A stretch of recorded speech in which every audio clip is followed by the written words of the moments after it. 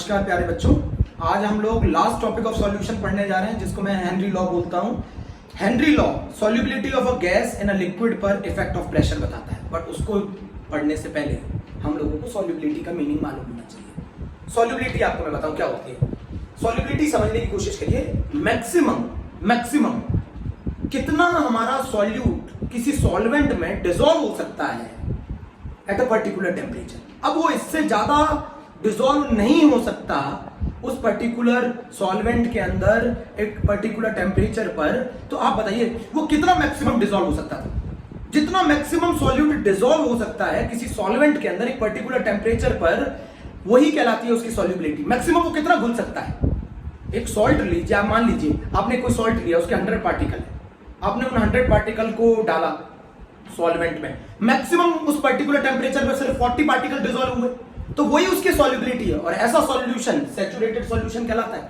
ऐसा solution saturated कहलाता है। सैचुरेटेड का मतलब है इक्विलिब्रियम एस्टैब्लिश हो गया। मेरी बात समझ रहे हैं ना। सैचुरेशन का मतलब है इक्विलिब्रियम एस्टैब्लिश हो गया। जैसे एक एग्जांपल से समझाऊं, आप देखिए एग्जांपल से समझिए। जैसे ये मान लीजिए वाटर है, मैंने इसके अंदर NaCl डिसॉल्व किया, NaCl डिसॉल्व किया, NaCl घुल गया, फिर मैंने NaCl डिसॉल्व किया, फिर NaCl घुल गया। एक लिमिट आ गई, एक हद आ गई। अब इससे ज्यादा वो NaCl डिसॉल्व नहीं हो सकता। तो अब जैसे ही आप NaCl डिसॉल्व करेंगे, वो NaCl क्या होने लग जाएगा, प्रेसिपिटेट होने लगेगा। बच्चों को लगता है यही NaCl प्रेसिपिटेट हो रहा है, नहीं। अब जो NaCl, जब ये NaCl आप इसमें डालेंगे तो ये NaCl तो इसके अंदर डिसॉल्व हो जाएगा। ये NaCl तो इसके अंदर डिसॉल्व होगा। जो NaCl इसके अंदर प्रेजेंट है वो प्रेसिपिटेट आउट होना क्या कर देगा, चालू कर देगा। तो सैचुरेटेड सॉल्यूशन का क्या मीनिंग है। सैचुरेटेड का मतलब है जब rate of dissolution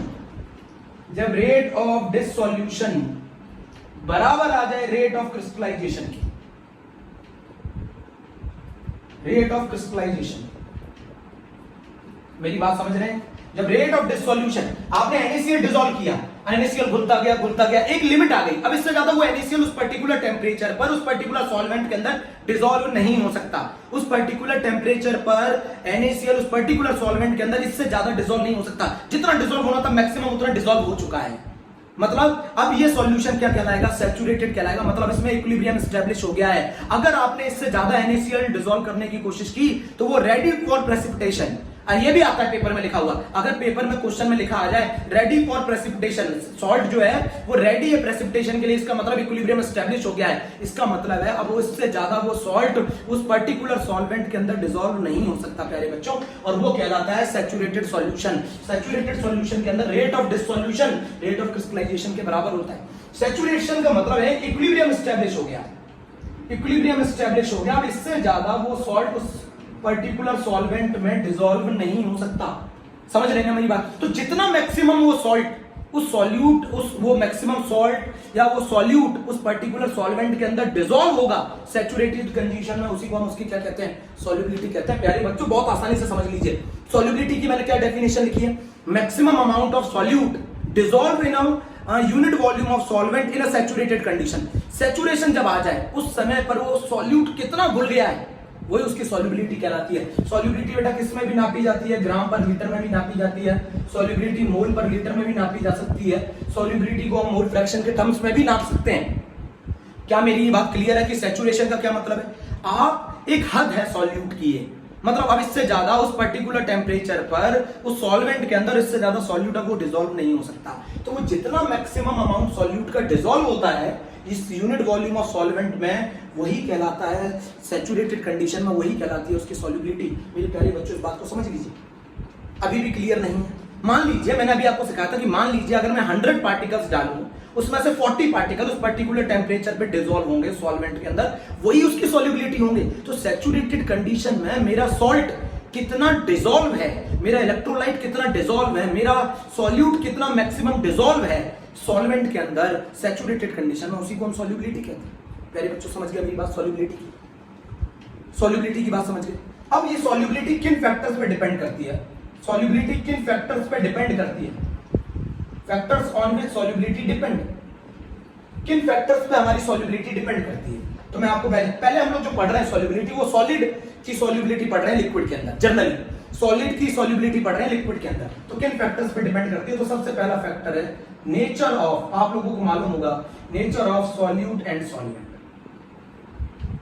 nature of solute and solvent. आप बोलेंगे कैसे, नेचर पे कैसे? आपने एक कंडीशन पढ़ी होगी, like dissolve like, like dissolve like, पढ़ा है ना आपने? अरे पेट्रोल डीजल ये वाटर में सॉल्युबल नहीं हो सकते, क्योंकि पेट्रोल डीजल नॉन पोलर है और जो वाटर है वो पोलर है। लाइक डिसॉल्व लाइक, अपना जैसा अपने जैसे को डिसॉल्व करता है। Like dissolve like, nature of solute and solvent. जैसे जैसे मैं आपको बता दूं, नेप्थलीन, एनसीईआरटी बताती है, एनसीईआरटी बताती है नेप्थलीन और मेरे प्यारे बच्चों एंथ्रासिन, ये दोनों नॉन पोलर है, ये दोनों नॉन पोलर सॉल्यूट है मेरे प्यारे बच्चों, ये नॉन पोलर सॉल्यूट है। तो ये किस में डिसॉल्व होंगे? नॉन पोलर सॉल्वेंट में। तो बेंजीन नॉन पोलर सॉल्वेंट है। तो नेचर ऑफ सॉल्यूट और नेचर ऑफ सॉल्वेंट पे भी डिपेंड करता है। अगर हमारे सॉल्यूट नॉन पोलर है तो नॉन पोलर में डिसॉल्व होंगे। मेरा सॉल्यूट नेप्थलीन है, मेरा सॉल्यूट एंथ्रासिन है और वो दोनों नॉन पोलर है, तो वो किस में डिसॉल्व होंगे? नॉन पोलर सॉल्वेंट जैसे बेंजीन में। मेरा जैसे सॉल्यूट NaCl है, मेरा सॉल्यूट KCl है, ये दोनों पोलर है, पोलर सॉल्यूट है, तो पोलर सॉल्यूट किस में डिसॉल्व होंगे? पोलर सॉल्वेंट में। पोलर सॉल्वेंट कौन है? वाटर। मेरी बात समझ रहे हैं ना? Nature of solute and solvent पे भी डिपेंड करती है सॉल्युबिलिटी। सॉल्युबिलिटी क्या है? मैक्सिमम मेरा सॉल्ट कितना डिसॉल्व हो सकता है एक पर्टिकुलर सॉल्वेंट में, एक पर्टिकुलर टेम्परेचर पर, उसी को कहते हैं सॉल्युबिलिटी, सॉल्ट की या सॉल्यूट की। समझ गए ना? सैचुरेटेड कंडीशन का मतलब है इक्विलिब्रियम एस्टैब्लिश हो गया, इक्विलिब्रियम एस्टैब्लिश हो गया। अब इससे ज्यादा NaCl पर्टिकुलर वाटर में डिसॉल्व नहीं हो सकता। अगर आपने इससे ज्यादा NaCl डिसॉल्व करने की कोशिश की तो ये NaCl तो डिसॉल्व हो जाएगा, बट जो NaCl इसके अंदर प्रेजेंट है वो प्रेसिपिटेट की फॉर्म में बाहर आने लगेगा। तो rate of dissolution, rate of crystallization क्या हो जाएगी? बराबर आ जाएगी। पहली बात तो आप ये क्लियर कर लीजिए। क्लियर कर दिया। सॉल्युबिलिटी वर्ड तभी पढ़ा जाता है जब सैचुरेटेड कंडीशन। प्यारे बच्चों, सॉल्युबिलिटी वर्ड तभी पढ़ा जाता है जब सैचुरेटेड कंडीशन, सैचुरेटेड कंडीशन हो तभी सॉल्युबिलिटी पढ़ सकते हैं। मतलब इक्विलिब्रियम एस्टैब्लिश हो गया है। उस इक्विलिब्रियम एस्टैब्लिश होने के पर अब जितना मैक्सिमम अमाउंट हमारा सॉल्यूट का प्रेजेंट है उस पर्टिकुलर सॉल्वेंट के अंदर, उस पर्टिकुलर टेंपरेचर पे, वही उसकी सॉल्युबिलिटी कहलाएगी। आपने ये अच्छे से नोट कर लिया है। मैंने पहला फैक्टर बता दिया, nature of solute and solvent पे भी डिपेंड करता है। Like dissolve like, non polar के अंदर डिसॉल्व होंगे, पोलर के अंदर डिसॉल्व होंगे। पहला फैक्टर हो गया, पहला फैक्टर हो गया बच्चों, पहला फैक्टर पढ़ लिया हम लोग।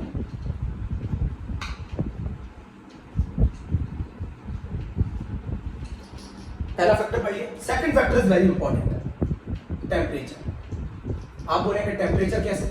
अगर मान लीजिए मैं सॉल्यूट को, बहुत ध्यान से सुनिए, बहुत आसान है। अगर मैं सॉल्यूट को सॉल्वेंट में डिसॉल्व कर दूं और मैं इसका सॉल्यूशन बना दूं, अगर मैं सॉल्यूट को सॉल्वेंट में डिसॉल्व कर दूं और मैं सॉल्यूशन बना लूं, और अगर ये एंडोथर्मिक प्रोसेस है, अगर ये एंडोथर्मिक है मतलब it required heat for the soluble, इसको हीट रिक्वायर्ड है सॉल्युबल होने के लिए। अगर ये एंडोथर्मिक है तो इसका क्या मतलब है? अगर ये एंडोथर्मिक है प्यारे बच्चों, एंडोथर्मिक मतलब delta H is greater than 0। अगर ये एंडोथर्मिक है इसका मतलब इसे हीट रिक्वायर्ड है सॉल्युबल होने के लिए।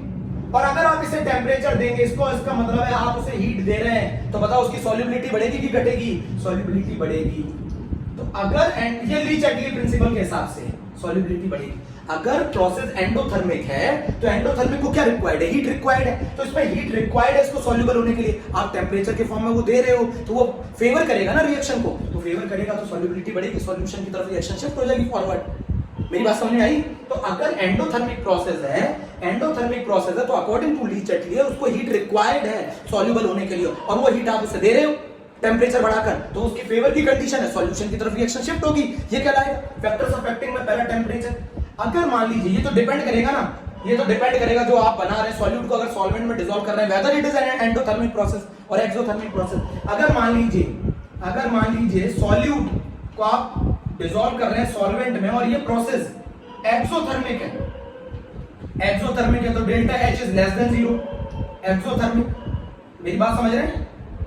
ये एक्सोथर्मिक है। एक्सोथर्मिक का मतलब ये हीट रिलीज कर रहा है, ये हीट रिलीज कर रहा है और आप इसे टेम्परेचर दे रहे हैं। वो हीट रिलीज कर रहा है, आप उसे टेम्परेचर दे रहे हैं, तो ये उसकी डिसफेवर की कंडीशन हो गई ना, ये उसे फेवर नहीं करेगी। फेवर नहीं करेगी तो रिएक्शन किस साइड शिफ्ट हो जाएगी? Reaction shift backward. भाई वो हीट रिलीज कर रहा है, आप उसे हीट दे रहे हैं, वो हीट रिलीज कर रहा है, आप उसे हीट दे रहे हो, तो वो क्या करेगा? Reaction shift backward. बैकवर्ड अगर शिफ्ट हो जाएगी, सॉल्यूट और सॉल्वेंट क्या होने लग जाएंगे? अलग अलग होने लग जाएंगे। और सॉल्यूट और सॉल्वेंट अगर अलग अलग होने लगते हैं प्यारे बच्चों, तो सॉल्युबिलिटी कम हो जाएगी। जरा इस बात को समझे, जरा इस बात को समझे। मैंने इफेक्ट ऑफ टेम्परेचर बता दिया, इफेक्ट ऑफ टेम्परेचर बता दिया प्यारे बच्चों। इफेक्ट ऑफ टेम्परेचर में क्या है, अगर मैं सॉल्यूट को सॉल्वेंट में डिसॉल्व करूं और अगर वो सॉल्यूशन बनाता है और वो प्रोसेस अगर एंडोथर्मिक है तो उसे हीट रिक्वायर्ड है, उसे हीट रिक्वायर्ड है सॉल्युबल होने के लिए, और वो हीट आप उसे दे रहे हैं तो वो रिएक्शन को फेवर करेगी, रिएक्शन शिफ्ट फॉरवर्ड है ना, और सॉल्युबिलिटी बढ़ जाएगी। बट अगर वो रिएक्शन एक्सोथर्मिक है तो वो हीट रिलीज कर रही है, आप उसे हीट दे रहे हैं टेम्परेचर के फॉर्म में, तो उसको फेवर नहीं करेगी, reaction shift backward, reaction shift backward, तो सॉल्युबिलिटी क्या कर जाएगी, कम हो जाएगी। प्यारे बच्चों इसको नोट कर लीजिए, इसको नोट कर लीजिए।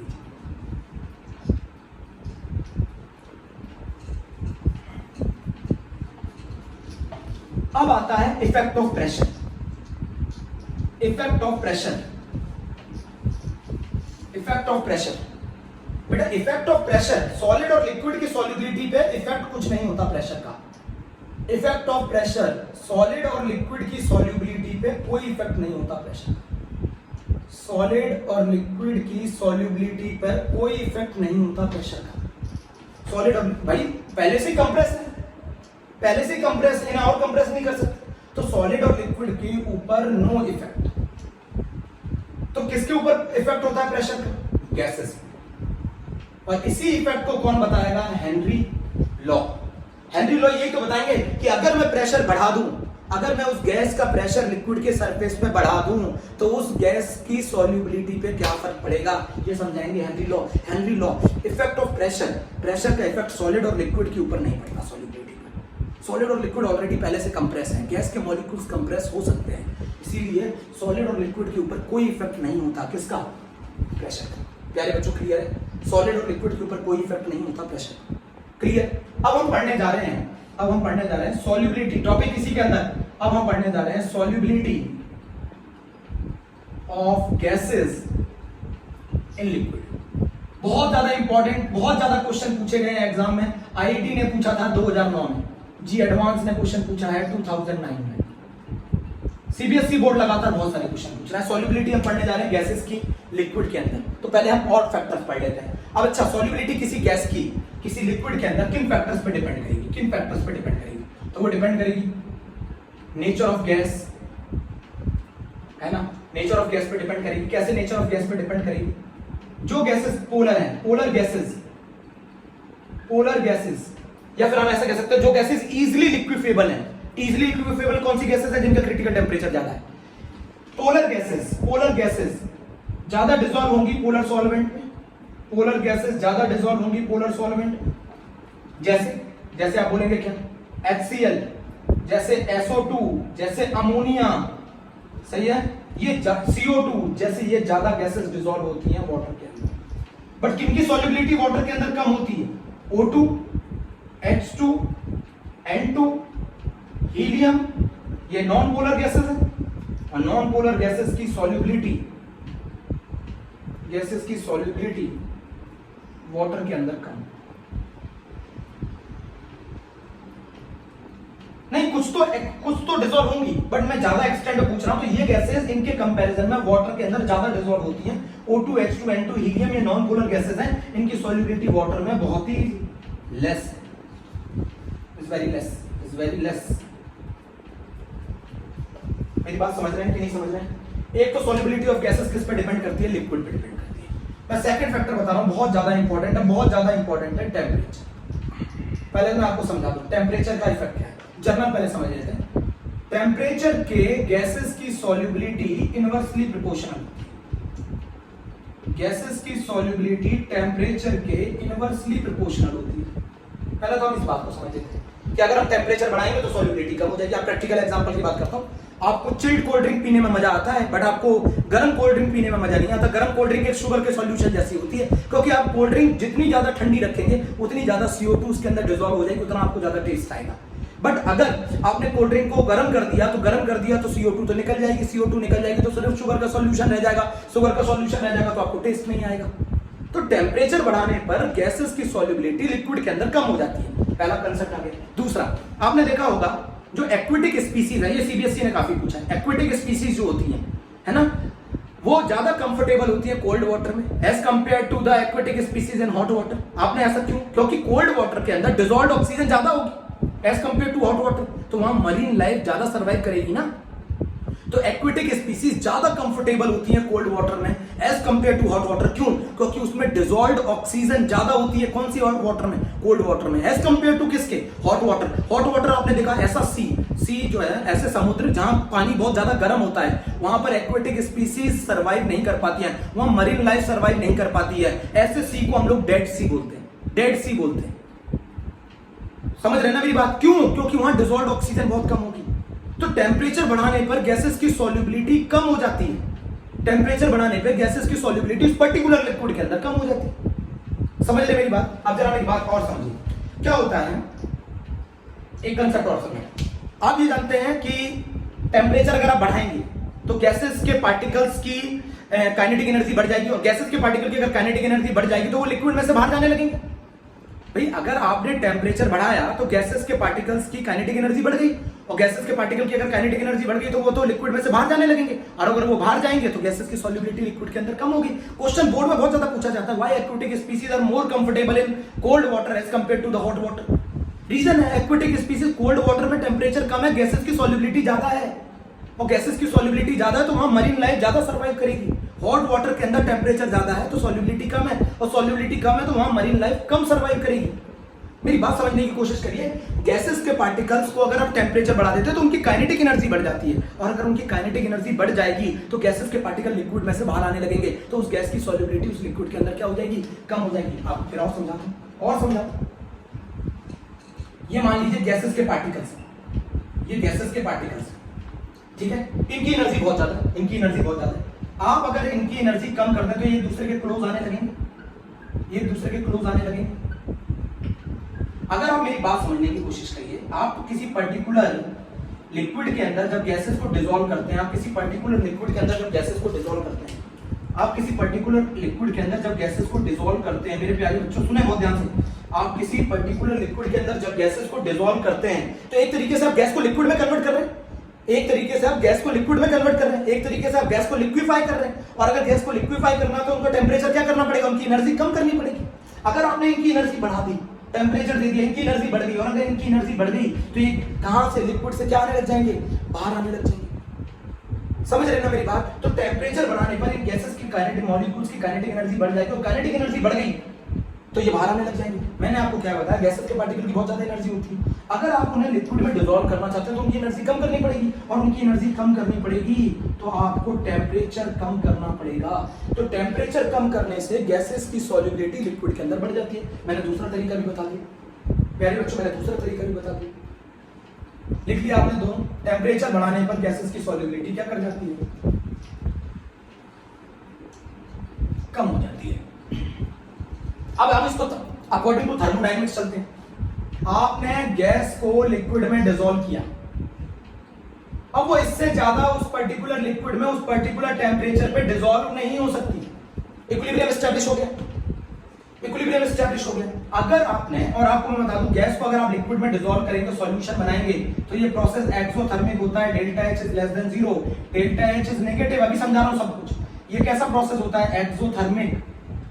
मेरे प्यारे बच्चों, ये एक्सोथर्मिक प्रोसेस होता है। मेरी बात सुनिए बहुत ध्यान से, ये एक एक्सोथर्मिक प्रोसेस होता है।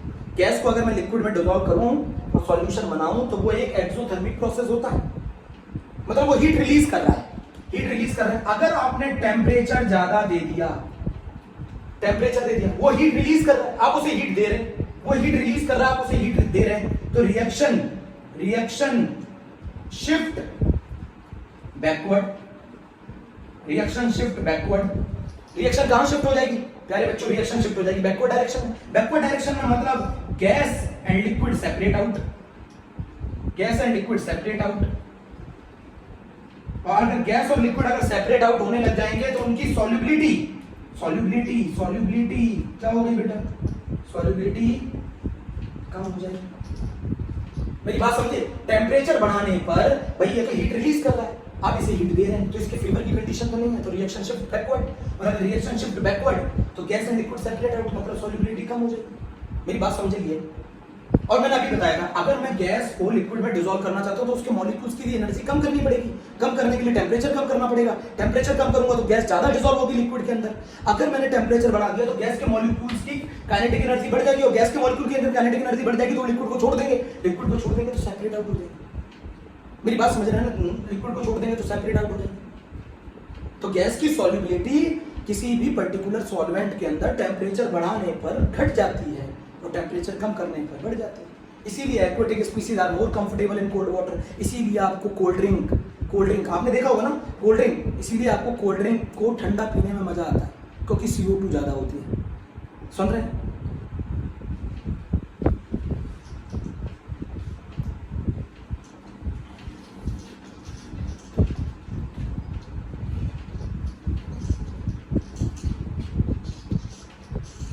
अब बच्चों जैसा समझो मेरी बात। अब ये क्वेश्चन पूछा जाता है, आपको कैसे मालूम चला कि गैस को अगर मैं लिक्विड में डिसॉल्व करूंगा तो ये एक्सोथर्मिक फिनोमेनन होता है? आपको कैसे मालूम चला कि गैस को अगर मैं लिक्विड में डिसॉल्व करूंगा तो ये एक्सोथर्मिक फिनोमेनन होता है? ये बताओ, जब मैं गैस को लिक्विड में डिसॉल्व करूंगा तो उस गैस की रैंडमनेस क्या हो जाएगी? कम हो जाएगी। गैस की रैंडमनेस कम हो गई तो चेंज इन एंट्रोपी कम आ जाएगा। बट ये प्रोसेस तो बेटा कैसा है? स्पॉन्टेनियस होता है ना, गैस अपने आप ही लिक्विड में डिसॉल्व करती है। तो अगर ये प्रोसेस स्पॉन्टेनियस है तो डेल्टा जी तो नेगेटिव है। और डेल्टा जी क्या होता है जरा मुझे समझाओ? डेल्टा जी होता है delta H minus T delta S। ये होता है ना, इसमें डेल्टा S पुट करो, डेल्टा S पुट करो तो delta H plus T delta S। अब इन दोनों का सम मुझे नेगेटिव लेकर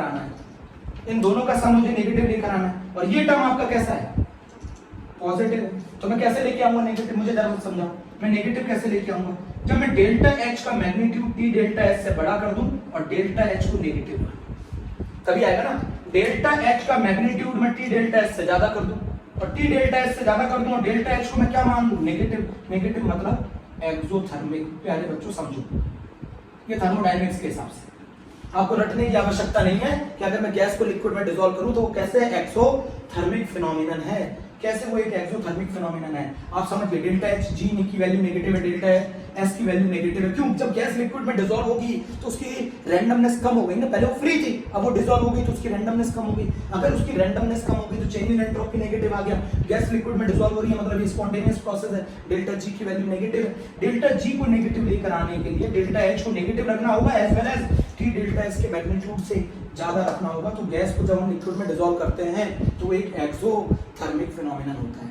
तो मैंने आपको इफेक्ट ऑफ टेम्परेचर भी बता दिया।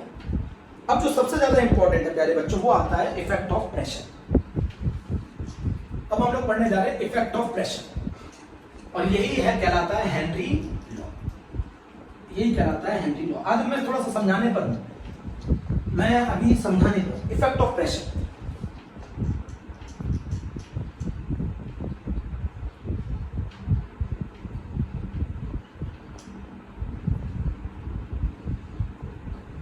ये मैंने एक पर्टिकुलर लिक्विड ले लिया,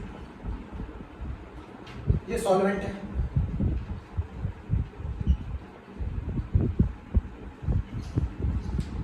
यहां बहुत सारी गैसेस कुछ ना कुछ इस लिक्विड के सरफेस पर क्या लगा रही होंगी? प्रेशर। बेटा मुझे टोटल प्रेशर से लेना देना नहीं है, मैं फिर से बता दूं, मुझे टोटल प्रेशर से लेना देना नहीं है। गैस इस लिक्विड के सरफेस पर क्या एक्सर्ट कर रही होगी? प्रेशर एक्सर्ट कर रही होगी। टोटल प्रेशर P है। टोटल प्रेशर तो एटमॉस्फेरिक प्रेशर है, बट मुझे टोटल प्रेशर से लेना देना नहीं है। मैं जिस गैस की सॉल्युबिलिटी की बात कर रहा हूं उस गैस के पार्शियल प्रेशर से लेना देना है मुझे, उस गैस के पार्शियल प्रेशर से लेना देना है। अगर मैं ऑक्सीजन के सॉल्युबिलिटी की बात कर रहा हूं तो मुझे ऑक्सीजन का पार्शियल प्रेशर देखना है। अगर मैं नाइट्रोजन गैस की सॉल्युबिलिटी की बात कर रहा हूं तो मुझे नाइट्रोजन गैस के द्वारा लिक्विड के सरफेस पर कितना प्रेशर लगाया जा रहा है उसकी बात कर रहा हूं। तो अगर मैं ऑक्सीजन की सॉल्युबिलिटी की बात कर रहा हूं तो मुझे ऑक्सीजन का पार्शियल प्रेशर चाहिए। तो ऑक्सीजन का पार्शियल प्रेशर कैसे निकलेगा? ऑक्सीजन का पार्शियल प्रेशर कैसे निकलेगा? टोटल प्रेशर है, उसको मोल fraction of O2 in air से मल्टीप्लाई कर दो, पार्शियल प्रेशर आ जाएगा। जितना ज्यादा ऑक्सीजन इस लिक्विड के सरफेस पर पार्शियल प्रेशर लगाएगी उतना ज्यादा ऑक्सीजन के मॉलिक्यूल इस लिक्विड के अंदर क्या हो जाएंगे? डिसॉल्व हो जाएंगे। मैं फिर समझा, जो O2 है उस लिक्विड के सरफेस पे प्रेशर लगा रही है, उसकी वजह से मॉलिक्यूल्स क्या कर रहे हैं? O2 के लिक्विड के अंदर डिसॉल्व हो रहे हैं। O2 इस लिक्विड के सरफेस पे क्या लगा रही है? अगर मैं नाइट्रोजन की सॉल्युबिलिटी की बात करूंगा तो मैं नाइट्रोजन के प्रेशर को देखूंगा। नाइट्रोजन जो गैस है वो लिक्विड के सरफेस पे जितना प्रेशर लगाएगी उसकी वजह से नाइट्रोजन के मॉलिक्यूल लिक्विड के अंदर डिसॉल्व होंगे। अगर मैं ऑक्सीजन की सॉल्युबिलिटी की बात कर रहा हूं तो मैं ऑक्सीजन का प्रेशर देखूंगा। अगर मैं इस प्रेशर को बढ़ा दूं, मान लीजिए ये प्रेशर, अगर मैं इस प्रेशर को बढ़ा दूं तो मेरे गैस जो O2 गैस के मॉलिक्यूल है वो इस लिक्विड के अंदर और ज्यादा डिसॉल्व होना चालू हो जाएंगे। मतलब मैं जितना ज्यादा उस गैस का पार्शियल प्रेशर लिक्विड के सरफेस पे बढ़ाऊंगा उतना ज्यादा उस गैस की सॉल्युबिलिटी उस पर्टिकुलर लिक्विड के अंदर बढ़ जाएगी। मेरी बात समझिए, मैंने आपको क्या बोला, एटमॉस्फेयर में बहुत सारी गैसेस हैं, मुझे टोटल प्रेशर से कोई लेना देना नहीं। मैं जिस गैस की सॉल्युबिलिटी की बात कर रहा हूं मुझे उसके प्रेशर से लेना देना है। मैं किस गैस की सॉल्युबिलिटी की बात कर रहा हूं, O2 की। तो O2 प्रेशर लगा रही है ना लिक्विड के सरफेस पे, उस प्रेशर की वजह से ऑक्सीजन के मॉलिक्यूल लिक्विड के अंदर डिसॉल्व है, उस प्रेशर की वजह से ऑक्सीजन के मॉलिक्यूल लिक्विड के अंदर डिसॉल्व है, इक्विलिब्रियम आ गया। अगर मैं इससे ज्यादा प्रेशर लगा दूं, इससे अगर मैं ज्यादा प्रेशर लगा दूं तो मेरी ऑक्सीजन इस लिक्विड के अंदर ज्यादा डिसॉल्व हो जाएगी। अगर मैं ज्यादा प्रेशर लगा दूं तो मेरी ऑक्सीजन इस लिक्विड के अंदर अब ज्यादा डिसॉल्व हो जाएगी। तो जितना ज्यादा मैं प्रेशर बढ़ाऊंगा उस गैस का, जितना ज्यादा उस गैस का पार्शियल प्रेशर बढ़ाऊंगा लिक्विड के सरफेस पर, उस गैस की सॉल्युबिलिटी लिक्विड के अंदर उतनी ज्यादा बढ़ जाएगी। मेरी बात समझो, मैं फिर बोल रहा हूं, मुझे टोटल प्रेशर से लेना देना नहीं है, मैं जिस गैस की सॉल्युबिलिटी की बात कर रहा हूं उस गैस के पार्शियल प्रेशर से लेना देना है। अगर मैं उस गैस का पार्शियल प्रेशर लिक्विड के सरफेस पे बढ़ा दूंगा तो उस गैस की सॉल्युबिलिटी उस पर्टिकुलर लिक्विड के अंदर क्या कर जाएगी, बढ़ जाएगी। प्यारे बच्चों इस बात को समझो, बात को समझ लिया आपने, ध्यान रखेंगे। बोलो, अगर मैं एक गैस को सॉल्वेंट में डिसॉल्व करता हूं और सॉल्यूशन बनाता हूं और इक्विलिब्रियम एस्टैब्लिश हो गया, और ये प्रोसेस कैसा है, एक्सोथर्मिक। तो अगर मैं इस गैस का प्रेशर बढ़ा दूं तो प्रेशर बढ़ाने पर गैस की सॉल्युबिलिटी बढ़ जाएगी उस लिक्विड के अंदर। भाई ऑक्सीजन इस लिक्विड के सरफेस पर क्या लगा रही है, ऑक्सीजन इस लिक्विड के सरफेस पर प्रेशर लगा रही है, जिसकी वजह से ऑक्सीजन के मॉलिक्यूल इस लिक्विड के अंदर डिसॉल्व है। अगर मैं इस ऑक्सीजन के पार्शियल प्रेशर को लिक्विड के सरफेस पे बढ़ा दूं तो मेरे और ज्यादा पार्टिकल ऑक्सीजन के, और ज्यादा ऑक्सीजन गैस के मॉलिक्यूल्स इस लिक्विड के अंदर डिसॉल्व हो जाएंगे। तो प्रेशर बढ़ाने पर सॉल्युबिलिटी बढ़ जाएगी। मेरी बात समझ। अब जरा इसको और अच्छे से डीप में जाके समझते हैं। ये मान लीजिए ये मेरा एक कंटेनर है और ये मेरा एक एक्सटर्नल प्रेशर है, ये मेरा पिस्टन है, सही है, ये मेरा लिक्विड है। बहुत ध्यान से सुनिएगा, मैं आपको आज क्लियर कर रहा हूं। ये मेरा लिक्विड है, ये मेरा लिक्विड है प्यारे बच्चों, ये मेरा लिक्विड है। यहां पर मेरी गैस है, इस पोर्शन में गैस है। इक्विलिब्रियम एस्टैब्लिश हो गया बेटा, इक्विलिब्रियम एस्टैब्लिश हो गया, ये गैस, ये लिक्विड है। इक्विलिब्रियम एस्टैब्लिश होने का क्या मतलब है, ये इक्विलिब्रियम है, इक्विलिब्रियम पर। इक्विलिब्रियम का क्या मतलब है, जितना प्रेशर ये लगा रहा है उतना प्रेशर ये लगा रहा है। इक्विलिब्रियम एस्टैब्लिश, और क्लियर, इक्विलिब्रियम एस्टैब्लिश। जितने पार्टिकल डिसॉल्व होंगे उतने पार्टिकल निकल रहे होंगे। अगर 4 पार्टिकल डिसॉल्व हो रहे हैं तो 4 निकल रहे हैं। Equilibrium establish. अगर मैं प्रेशर बढ़ा दूं, अगर मैं प्रेशर बढ़ा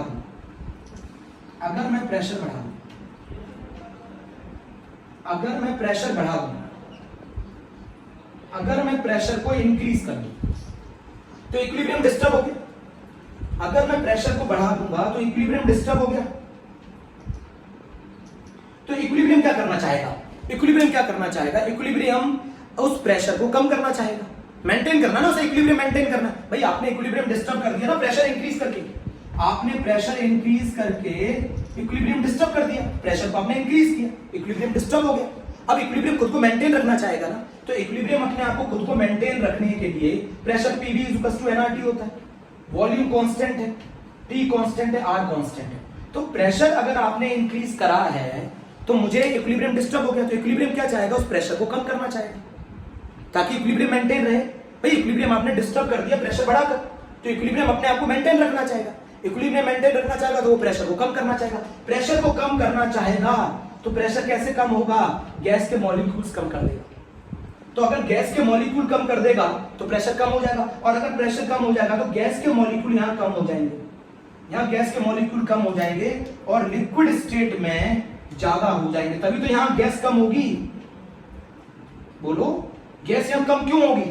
मैंने क्या बताया कि प्रेशर आपने बढ़ा दिया, प्रेशर बढ़ा दिया तो इक्विलिब्रियम डिस्टर्ब हो गया, इक्विलिब्रियम डिस्टर्ब हो गया तो इक्विलिब्रियम खुद को मेंटेन करना चाहेगा, इक्विलिब्रियम खुद को मेंटेन करने के लिए प्रेशर को क्या करेगा, कम करेगा। प्रेशर को कम करेगा तो मोल्स ऑफ गैस कम करेगा। तो इस जहां गैस फेज है वहां पर गैस का अमाउंट, गैस के मोल्स को क्या कर देगा, कम कर देगा। और गैस के मोल्स कम कैसे हो सकते हैं, जब वो इस गैस को इस लिक्विड में ज्यादा क्या कर दे, डिसॉल्व कर दे।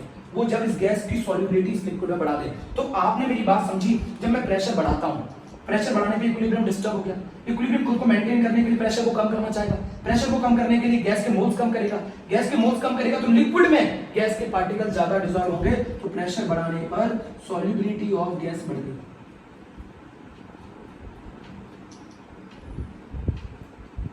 तो आपने देखा होगा कोल्ड ड्रिंक की जो बोतल होती है, कोल्ड ड्रिंक की जो बोतल होती हैं, उनको हम लोग हाई प्रेशर पे सील्ड करते हैं। आपने इक्विलिब्रियम एस्टैब्लिश है, इक्विलिब्रियम एस्टैब्लिश होने के बाद आपने प्रेशर बढ़ा दिया, प्रेशर बढ़ा दिया तो उतना ज्यादा गैस उस लिक्विड के अंदर सॉल्युबल हो जाएगी।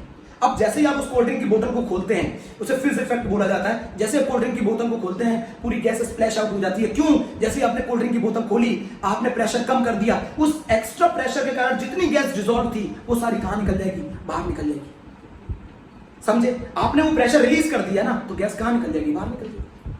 मेरी बात समझने की कोशिश करिए। पहले गैस इक्विलिब्रियम एस्टैब्लिश था, यहां गैस के मोल्स अगर 4 पार्टिकल अंदर जा रहे थे तो 4 ही बाहर आ रहे थे। इक्विलिब्रियम एस्टैब्लिश है, आपने प्रेशर बढ़ाया, आपने प्रेशर बढ़ाया तो प्रेशर बढ़ाने पे इक्विलिब्रियम डिस्टर्ब हुआ, इक्विलिब्रियम डिस्टर्ब होगा तो इक्विलिब्रियम मेंटेन करना चाहेगा, इक्विलिब्रियम अपने आप को मेंटेन करने के लिए गैस का प्रेशर कम करेगा। तो गैस का प्रेशर कम कैसे कर सकता है? जो गैस फेज में मोल्स ऑफ गैस है उसको कम करके, तो लिक्विड फेज में ज्यादा होंगे, तो प्रेशर बढ़ाने पर सॉल्युबिलिटी ऑफ गैस क्या कर जाती है?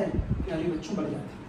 प्रेशर बढ़ाने पर सॉल्युबिलिटी ऑफ गैस बढ़ जाती है। मेरी बात समझ ली पूरी अच्छे तरीके से? मेरी बात अच्छे तरीके से समझ ली कि प्रेशर बढ़ाने पर सॉल्युबिलिटी ऑफ गैस लिक्विड के अंदर बढ़ जाती है। इक्विलिब्रियम से समझने की कोशिश करिए। गैस सॉल्वेंट में डिसॉल्व किया, सॉल्यूशन इक्विलिब्रियम एस्टैब्लिश था पर्टिकुलर प्रेशर पर, आपने प्रेशर बढ़ाया, इक्विलिब्रियम डिस्टर्ब हुआ, इक्विलिब्रियम डिस्टर्ब हुआ तो इक्विलिब्रियम खुद को मेंटेन करने के लिए प्रेशर को कम करेगा, प्रेशर को कम करने के लिए गैस के मोल्स कम करेगा, गैस के मोल्स कम करने के लिए उस गैस के मोल्स उस लिक्विड के अंदर ज्यादा डिसॉल्व कर देगा, तो गैस की सॉल्युबिलिटी लिक्विड के अंदर बढ़ जाएगी। बात समझ में आ गई? अब मान लीजिए अगर मैं प्रेशर कम कर दूं, ये इक्विलिब्रियम है, इक्विलिब्रियम से मैंने प्रेशर कम कर दिया, ये इक्विलिब्रियम है, इक्विलिब्रियम पे मैंने प्रेशर कम कर दिया। मेरी बात समझ रहे हैं ना? मैंने इक्विलिब्रियम डिस्टर्ब कर दिया, मैंने इक्विलिब्रियम डिस्टर्ब कर दिया, मैंने प्रेशर कम कर दिया, मैंने प्रेशर कम कर दिया तो इक्विलिब्रियम डिस्टर्ब हो गया। तो इक्विलिब्रियम डिस्टर्ब हो गया तो इक्विलिब्रियम खुद को मेंटेन करने के लिए प्रेशर को बढ़ाएगा, प्रेशर को बढ़ाएगा तो मोल्स ऑफ गैस बढ़ाएगा, मोल्स ऑफ गैस बढ़ाएगा तो इस फेज में, गैसेस फेज में गैस के मॉलिक्यूल ज्यादा होंगे as compare to liquid phase में, as compare to liquid phase में, तो गैस की सॉल्युबिलिटी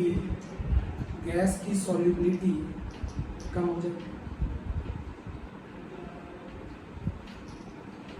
तो अगर आप अगर ज्यादा फोर्स लगाएंगे, प्रेशर ज्यादा एक्सर्ट करेंगे तो गैस की सॉल्युबिलिटी बढ़ जाएगी, और अगर आप प्रेशर कम एक्सर्ट करेंगे तो गैस की सॉल्युबिलिटी कम हो जाएगी। जो आपने प्रेशर कम कर दिया तो जितने पार्टिकल उसके अंदर डिसॉल्व थे वो बाहर निकलने लगेंगे तो गैस के पार्टिकल्स बढ़ जाएंगे। तो अगर आप प्रेशर बढ़ाते हैं तो गैस की सॉल्युबिलिटी लिक्विड के अंदर बढ़ जाती है। यही हेनरी ने कहा था, सर हेनरी ने यही कहा था कि जितना ज्यादा वो गैसेस लिक्विड के सरफेस पर प्रेशर लगाएंगी उतना ज्यादा उस गैस की सॉल्युबिलिटी उस लिक्विड के अंदर बढ़ जाएगी। प्यारे बच्चों, इस बात को बहुत अच्छे से क्लियर कर लीजिए, तब मैं आगे चलूं।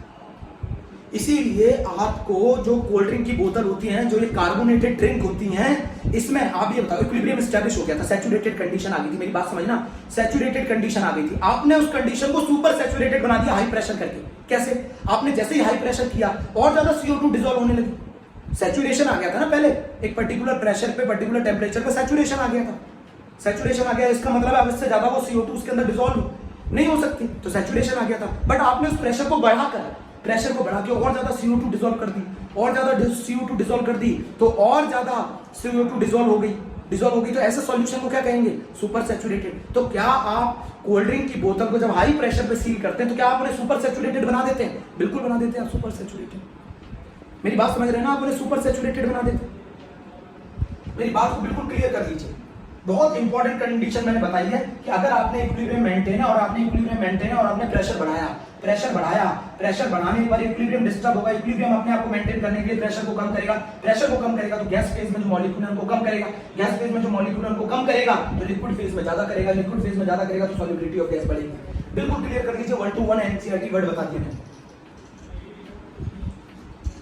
तो जितना ज्यादा उस गैस लिक्विड के सरफेस पर प्रेशर लगाएगी उतना ज्यादा उस गैस की सॉल्युबिलिटी होगी लिक्विड के अंदर।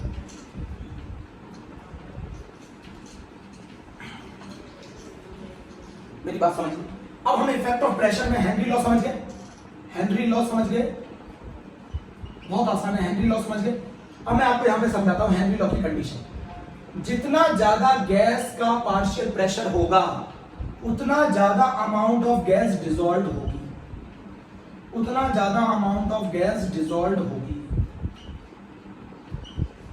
जितना ज्यादा आप गैस का पार्शियल प्रेशर होगा लिक्विड के सरफेस पे उतना ज्यादा गैस का अमाउंट डिसॉल्व होगा। ये अमाउंट ऑफ गैस डिसॉल्व हमें कंसंट्रेशन बता रहा है। कंसंट्रेशन बेटा एनसीईआरटी हमें बताती है। इस कंसंट्रेशन टर्म को हमें किस में लेना पड़ेगा? मोल फ्रैक्शन में। इस कंसंट्रेशन को हम मोल फ्रैक्शन में लेंगे, एनसीईआरटी बोलती है। बेटा ये कोई भी कंसंट्रेशन टर्म हो सकता है, बट ये कंसंट्रेशन मोलैरिटी भी हो सकता है। ये कंसंट्रेशन टर्म मोलैरिटी भी हो सकता है। तो आप बोलोगे बहुत अच्छा क्वेश्चन है मेरा कि आपको कैसे मालूम चला ये मोल फ्रैक्शन था, आपको कैसे मालूम चला कि कंसंट्रेशन टर्म मोलैरिटी लेना है, आपको कैसे मालूम चला कंसंट्रेशन टर्म मोलैरिटी लेना है, बताता हूं अभी आपको। तो अमाउंट ऑफ गैस, जितना ज्यादा आप गैस का पार्शियल प्रेशर बढ़ाएंगे, जितना ज्यादा आप गैस का प्रेशर बढ़ाएंगे उतना ज्यादा उस गैस की सॉल्युबिलिटी लिक्विड के अंदर बढ़ेगी, उतना ज्यादा अमाउंट गैस का ज्यादा डिसॉल्व होगा। तो अगर मैं P gas is equals to proportional to NCERT के अकॉर्डिंग चल रहा हूं तो X गैस इन लिक्विड, जितना ज्यादा मैं पार्शियल प्रेशर बढ़ाऊंगा गैस का उतना ज्यादा उस गैस की सॉल्युबिलिटी लिक्विड में बढ़ेगी, उतना ज्यादा उस गैस का मोल फ्रैक्शन लिक्विड के अंदर बढ़ेगा। क्लियर? जितना ज्यादा मैं पार्शियल प्रेशर गैस का बढ़ाऊंगा उतना ज्यादा उस गैस की सॉल्युबिलिटी लिक्विड के अंदर बढ़ेगी, उतना ज्यादा उस गैस का मोल फ्रैक्शन लिक्विड के अंदर बढ़ेगा। अगर मैं इस प्रोपोर्शनलिटी साइन को हटा दूं तो ये KH into mole fraction of gas in liquid हो सकता है। अगर मैं इस प्रोपोर्शनलिटी को हटा दूं तो ये एक कांस्टेंट आ गया जिसको मैं क्या कहूंगा? Henry constant. अगर हेनरी कांस्टेंट की वैल्यू ATM में है, अगर हेनरी कांस्टेंट की वैल्यू बार में है तो समझ लेना ये मोल फ्रैक्शन होगा, क्योंकि कोई यूनिट नहीं होती, नो यूनिट। तो KH की यूनिट किसके बराबर आ जाएगी? P के बराबर आ जाएगी। KH की यूनिट P के बराबर आ जाएगी। तो आप समझ जाइएगा कि जो कंसंट्रेशन टर्म है वो मोल फ्रैक्शन होगा। सही है? कंसंट्रेशन टर्म मोल फ्रैक्शन होगा। अगर एक और फार्मूला है सॉल्युबिलिटी इन मोल पर litre, solubility in mole per liter is directly proportional to the partial pressure of gas. CBSE board 2009 में है। solubility is directly proportional to the partial pressure of the gas. proportionality का sign हटाया, KH into P gas है। आप बोलेंगे फिर आपको कैसे मालूम चला ये फार्मूला लगाना है? मैं आपको फिर बताता हूँ मुझे कैसे मालूम चला ये वाला फार्मूला लगाना है। तो मुझे ये बताइए KH की यूनिट क्या होगी? solubility upon P gas। solubility की यूनिट क्या है? मोल पर लीटर। P गैस की यूनिट क्या है? पर बार या ATM। तो KH की जो यूनिट उस क्वेश्चन में दे रखी थी वो दे रखी थी मोल पर लीटर पर बार। समझ लीजिए मेरी बात, बिल्कुल ध्यान से समझ लीजिए। तो ये कैसे, ये दो फॉर्मूले आपको बहुत अच्छे से कर लेने हैं। बिल्कुल आपकी एनसीईआरटी ये वाला फॉर्मूला बताती है, बट सीबीएसई ने 2009 में जो क्वेश्चन पूछा वो आपको कैसे मालूम चले ये वाला फॉर्मूला लगना है? यूनिट देखो KH की अगर यूनिट ATM है, KH की यूनिट अगर बार है तो ये वाला फॉर्मूला लगेगा। अगर KH की यूनिट मोल पर लीटर पर बार है तो ये वाला फॉर्मूला लगेगा। क्लियर कर लो पहले से। जितना ज्यादा पार्शियल प्रेशर होगा गैस का उतना ज्यादा मोल फ्रैक्शन होगा गैस का लिक्विड में। आप उल्टा भी बोल सकते हैं, जितना ज्यादा गैस का मोल फ्रैक्शन लिक्विड स्टेट में होगा उतना ज्यादा उस गैस का पार्शियल प्रेशर होगा लिक्विड के सरफेस पे। आप इस बात को लिख लीजिए, न्यूमेरिकली लिख लीजिए। KH is known as Henry constant। लिख लिया numerically? KH is known as Henry constant। KH is known as Henry constant।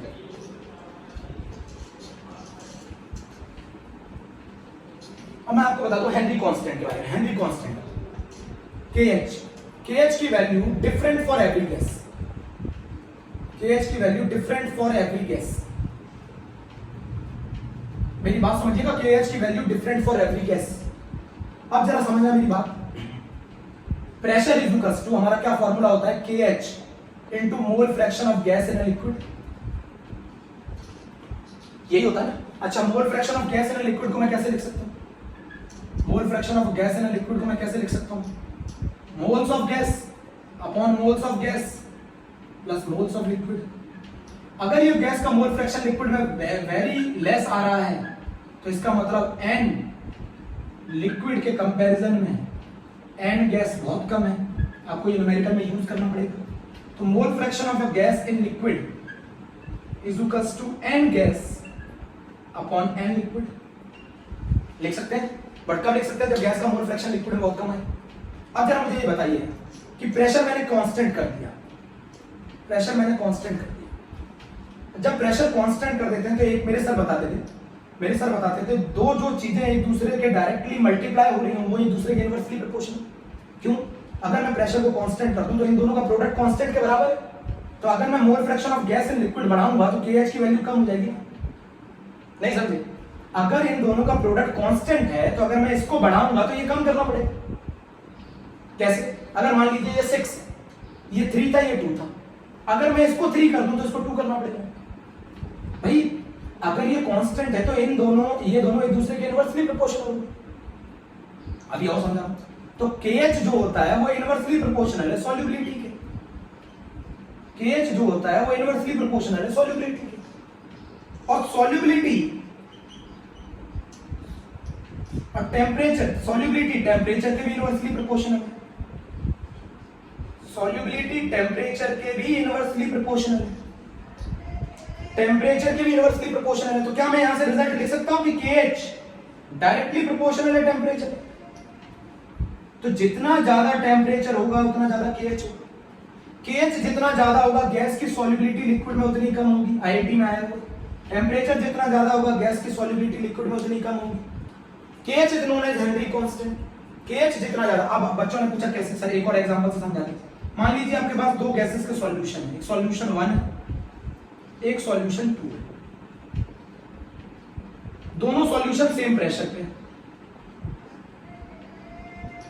इसका हेनरी कांस्टेंट KH1 है, इसका मोल फ्रैक्शन गैस का लिक्विड में X1 है, इसका हेनरी कांस्टेंट KH2 है, इसका मोल फ्रैक्शन X2 है। तो हमारा क्या फार्मूला आ जाएगा? KH1 into X1 is equals to KH2 into X2। अगर X1 ज्यादा है X2 से, अगर X1 ज्यादा है X2 से, अगर X1 ज्यादा है X2 से तो KH1 छोटा होगा KH2 से, क्योंकि दोनों का प्रोडक्ट तो बराबर आना चाहिए। तो अगर X1 ज्यादा हो गया X2 से तो प्रोडक्ट को बराबर लेके आने के लिए KH1 को छोटा करना पड़ेगा KH2 से। प्लीज आप इस फॉर्मूले को लिख लीजिए, अच्छी तरीके से लिख लीजिए। बहुत सही, बहुत इंपॉर्टेंट टॉपिक है, बहुत इंपॉर्टेंट टॉपिक। रफ कर दूं प्यारे बच्चों?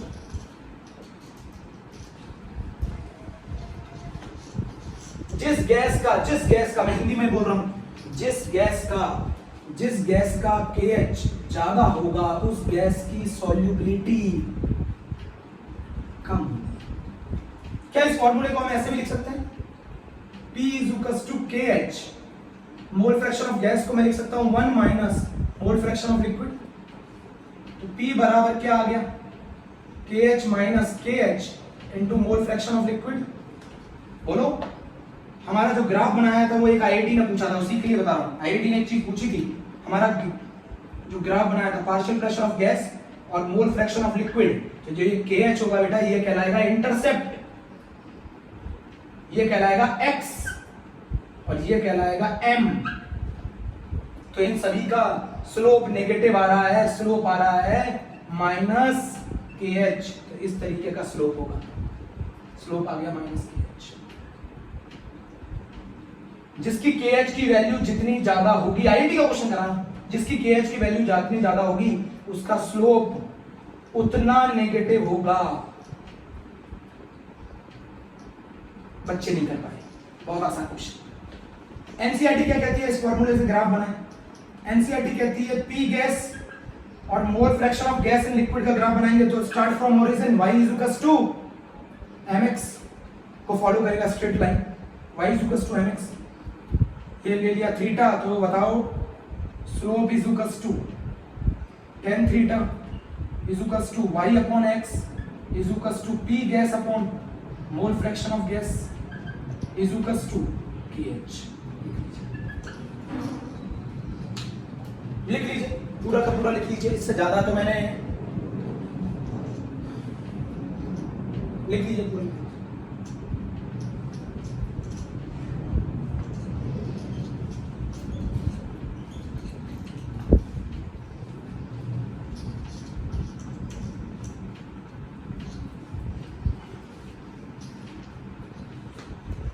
अब लास्ट टॉपिक पे आ गए, हेनरी लॉ की बेटा एप्लीकेशन। हेनरी लॉ की एप्लीकेशन बहुत इंपॉर्टेंट है, लास्ट टॉपिक हेनरी लॉ की एप्लीकेशन। हेनरी लॉ की एप्लीकेशन क्या है? सबसे पहले सोडा वाटर और कोल्ड ड्रिंक बोतल sealed under high pressure. Cold drink बोतल को और सोडा वाटर को हम उन बोतल को सील करते हैं हाई प्रेशर पे, क्योंकि प्रेशर ज्यादा होगा तो सॉल्युबिलिटी ऑफ गैस ज्यादा होगी। दूसरा आपने समझ लिया ना। Aquatic species are more comfortable in cold water can hot water. ये भी क्वेश्चन पूछ चुका है, क्योंकि आपको मालूम है सॉल्युबिलिटी टेम्परेचर के इनवर्सली। बेटा मैं एक बता रहा हूं, बहुत ध्यान सुनिएगा। एनॉक्सिया, जो लोग हाई एल्टीट्यूड पर रहते हैं, अब हाई एल्टीट्यूड पर मान लीजिए ये हमारा एटमॉस्फेयर है, जो लोग यहाँ रहते हैं, मान लीजिए हमारा ये ग्राउंड लेवल है, यहाँ पर लोग रहते हैं, तो ये वाली जो गैसेस होंगी ना, ये वाली गैसेस तो प्रेशर लगा नहीं पाएंगी भाई। इस व्यक्ति पर ये वाली गैसेस तो प्रेशर लगा नहीं पाएंगी। जो व्यक्ति हाई एल्टीट्यूड पर है तो ये गैसेस तो नीचे रहेगी, ये तो प्रेशर लगा नहीं पाएंगी। तो प्रेशर लगाएगा कौन? जो गैसेस ऊपर है। तो हाइट के साथ प्रेशर इनवर्सली प्रोपोर्शनल होता है। हाइट के साथ गैसेस कम हो जाती है ना, हाइट पर गैसेस कम हो जाएंगे तो प्रेशर घट जाएगा। और अगर प्रेशर कम हो गया तो सॉल्युबिलिटी जो है ऑक्सीजन की इन ब्लड कम हो जाएगी। बताओ भाई, हाइट के साथ प्रेशर, हाइट के साथ गैसेस कम हो गई, गैसेस कम हो गई तो प्रेशर कम हो गया, प्रेशर कम हो गया तो सॉल्युबिलिटी ऑफ ऑक्सीजन ब्लड में क्या हो गई? कम हो गई। तो हाई एल्टीट्यूड पर रहने वाले लोग वीक हो जाते हैं। हाई एल्टीट्यूड पर रहने वाले लोग वीक हो जाते हैं। मेरी बात समझ रहे हैं ना? हाई एल्टीट्यूड पर रहने वाले लोग वीक हो जाते हैं भाई। उनके टिश्यूज को प्रॉपर ऑक्सीजन नहीं मिल पाती, उनके सोचने समझने की शक्ति कम हो जाती है, उनके सोचने समझने की शक्ति भी कम हो जाती है, उनकी डिसीजन मेकिंग एबिलिटी कम हो जाती है। बोलो, उनकी थिंकिंग एबिलिटी कम हो जाती है भाई। प्रेशर कम हो गया तो सॉल्युबिलिटी ऑक्सीजन की ब्लड में कम हो गई ना, और अगर सॉल्युबिलिटी ऑक्सीजन की ब्लड में कम हो गई तो टिश्यूज को कम ऑक्सीजन मिलेगी ना। टिश्यूज को कम ऑक्सीजन मिलेगी तो जो माउंटेन क्लाइंबर है वो वीक पड़ जाएंगे ना, उनके सोचने समझने की शक्ति थोड़ी कम हो जाती है। समझ गए? इस बीमारी को बोला जाता है बेटा एनॉक्सिया। प्लीज इसे नोट कर दीजिए, समझ लीजिए। हाई एल्टीट्यूड पर जो लोग रहते हैं, हाइट के इनवर्सली प्रोपोर्शनल है प्रेशर। हाइट बढ़ेगी तो प्रेशर कम होगा भाई, गैसेस कम हो रही है ना, गैसेस कम हो रही है, प्रेशर कम हो रहा है, प्रेशर कम हो रहा है तो ऑक्सीजन की जो ब्लड में सॉल्युबिलिटी है वो भी कम हो रही है। और ऑक्सीजन की अगर ब्लड में सॉल्युबिलिटी कम होगी तो हमारे टिश्यूज को, हमारी सेल्स को ऑक्सीजन कम मिलेगी तो हम वीक पड़ेंगे, हमारी थिंकिंग एबिलिटी कम हो जाती है। जो लोग हाई एल्टीट्यूड पे रह रहे हैं, समझ रहे? लास्ट एप्लीकेशन प्यारे बच्चों, last application Henry law complete, last application, और वो है स्कूबा डाइवर्स। स्कूबा डाइवर्स को क्या होने लगते हैं? Band, decompression. और ये बैंड बहुत ज्यादा पेनफुल होते हैं। अब आपको समझाता हूं। जैसे ये मान लीजिए ये वाटर है, ये मान लीजिए वाटर है, ये मान लीजिए वाटर है, ये मेरा स्कूबा डाइवर है। बेटा मेरी ड्राइंग अच्छी नहीं है प्यारे बच्चों, ये मेरा स्कूबा डाइवर है, उसने ये सिलेंडर लगा रखा गैसेस का, हमारी एटमॉस्फेरिक गैसेस का सिलेंडर लगा रखा है। यहाँ प्रेशर जो लग रहा था सरफेस पे वो P-ATM लग रहा था। जैसे जैसे ये नीचे गया तो नीचे गया, इस हाइट की वजह से जो प्रेशर लगेगा वो कितना लगेगा? इस हाइट की वजह से जो प्रेशर लगेगा वो लगेगा कितना? बोलो, रो Hg। इस हाइट की वजह से इसके ऊपर प्रेशर, तो एक तो ये P-ATM तो लग ही रहा है, ये प्रेशर भी इसके ऊपर लग रहा है। जितना ज्यादा नीचे जाएगा, जितना सी में स्कूबा डाइवर नीचे जाएगा उतना उसके ऊपर प्रेशर बढ़ता जाएगा। तो बताओ इस पे टोटल प्रेशर कितना लग रहा है? इस पे टोटल प्रेशर लग रहा है P-ATM प्लस H-ρg। तो प्रेशर बढ़ गया। तो प्रेशर बढ़ने पर क्या होगा? प्रेशर बढ़ने पर एटमॉस्फेरिक गैसेस जैसे ऑक्सीजन और नाइट्रोजन, इनकी सॉल्युबिलिटी ब्लड में, सॉल्युबिलिटी ब्लड में बढ़ जाएगी। भाई आप जैसे ही नीचे जाने पे प्रेशर बढ़ेगा तो गैसेस की सॉल्युबिलिटी ब्लड के अंदर बढ़ेगी। अब बढ़ेगी, आप बोलेंगे ये तो बहुत अच्छी बात है, और ज्यादा ऑक्सीजन मिल रही है। N2 जो होती है वो इनर्ट होती है, वो हमारे टिश्यूज के लिए कोई यूज नहीं है उसका। हमारे टिश्यूज के लिए, हमारी सेल्स के लिए इसका कोई यूज नहीं है, ये इनर्ट है। सेल्स के लिए यूज किसका है? ऑक्सीजन का, और ज्यादा से ज्यादा ऑक्सीजन डिसॉल्व होगी। अब क्या हो रहा है, अब ये स्कूबा डाइवर बेटा क्या होता है, अब ये स्कूबा डाइवर ऊपर आता है। अरे बच्चों हंसना नहीं, ये स्कूबा डाइवर ऊपर आता है। जैसे ही ऊपर आएगा प्रेशर क्या होगा बेटा?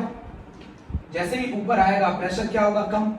तो जो गैस ज्यादा प्रेशर की वजह से डिसॉल्व थी, वो गैस क्या करेगी? रिलीज करेगी। तो गैस जो रिलीज करती है, जो नाइट्रोजन है, वो हमारी वीन्स में, कैपिलरीज में ब्लॉकेजेस क्रिएट करने लगती है, बबल के फॉर्म, बबल क्रिएट कर देती है।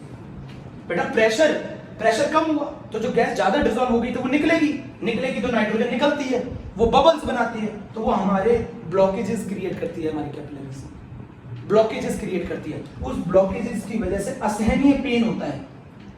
मेरी बात समझिए, प्रेशर बढ़ाया तो ज्यादा गैस की सॉल्युबिलिटी बढ़ गई। भाई पहले तो PATM प्रेशर लग रहा था, जैसे ही वो नीचे गया और ज्यादा प्रेशर बढ़ा, और ज्यादा सॉल्युबिलिटी बढ़ी, गैस की सॉल्युबिलिटी और ज्यादा बढ़ गई। सही है, तो ऑक्सीजन और नाइट्रोजन और ज्यादा ब्लड में डिसॉल्व होगी। ऑक्सीजन तो हमारे टिश्यूज एब्सॉर्ब कर लेते हैं, नाइट्रोजन तो नहीं करते।